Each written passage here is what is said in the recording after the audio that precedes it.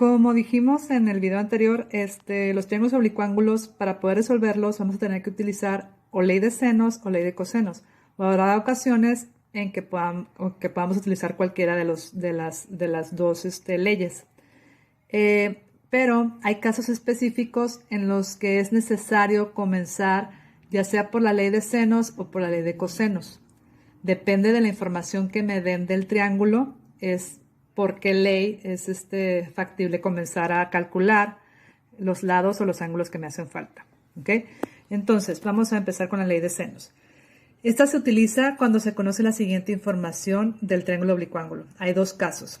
El primer caso es cuando se conoce la medida de dos ángulos y la medida de un lado opuesto a los ángulos conocidos. Ejemplo, aquí está un ejemplo del caso 1. Conozco la medida de dos ángulos y conozco la medida de un lado opuesto. Este lado, el lado 10, sería opuesto al ángulo de 50 grados. ¿Sí? Entonces, cuando suceda esto, cuando yo veo un triángulo donde conozco la medida de dos ángulos y la medida de un lado opuesto a uno de esos ángulos, entonces inmediatamente sé que tengo que aplicar ley de senos. Siguiente caso. Caso 2. Conozco la medida de dos lados y conozco la medida de un ángulo opuesto a uno de esos lados, de los lados conocidos. Aquí tengo la medida de dos lados y conozco también la medida de un ángulo opuesto a uno de esos lados. En este caso, el 20 es opuesto al ángulo de 120 grados. Cuando pase cualquiera de estas dos cosas, que yo conozco la medida de dos ángulos y un lado opuesto, o la medida de dos lados y un ángulo opuesto, entonces sé que tengo que empezar por ley de senos. ¿Okay? ¿Qué dice la ley de senos? ¿Cómo es la fórmula de ley de senos? La ley de senos dice lo siguiente. Lado A es proporcional al seno del ángulo A. Y eso es igual al lado B con el seno de B. ¿Qué representa la A y la B minúsculas? Recuerda que las letras minúsculas representan lados del triángulo. A y B mayúsculas representan ángulos del triángulo. La A con la A son opuestas. Son correspondientes, son opuestos, y la B con la B también son opuestos. El lado A es opuesto al ángulo A, el lado B es opuesto al ángulo B. ¿Okay? Entonces, ahorita lo que sigue es ver ejemplos. Vamos a resolver estos ejemplos que pusimos aquí.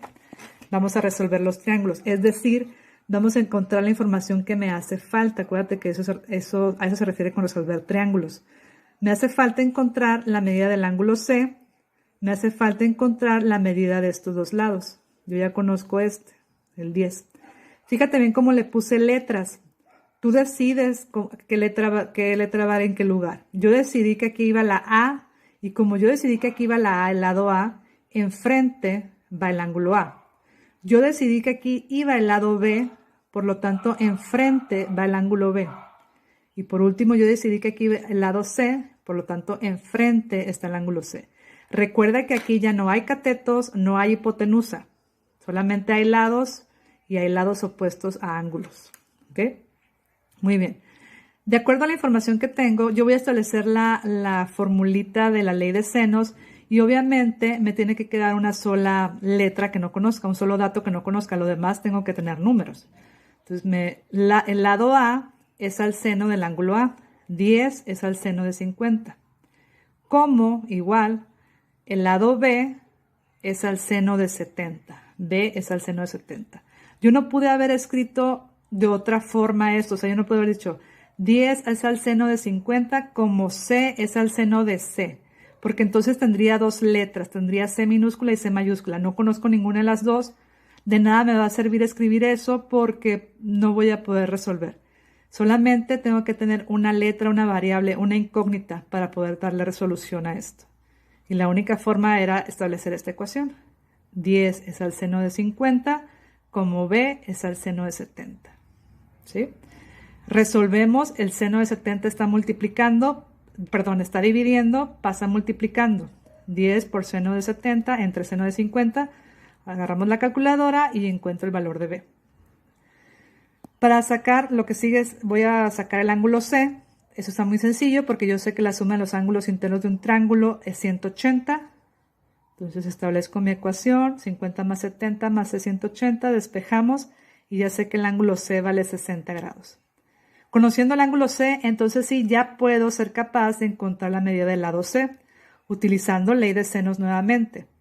C es al seno de 60, porque es lo que vale el ángulo C, así como 10 es al seno de 50.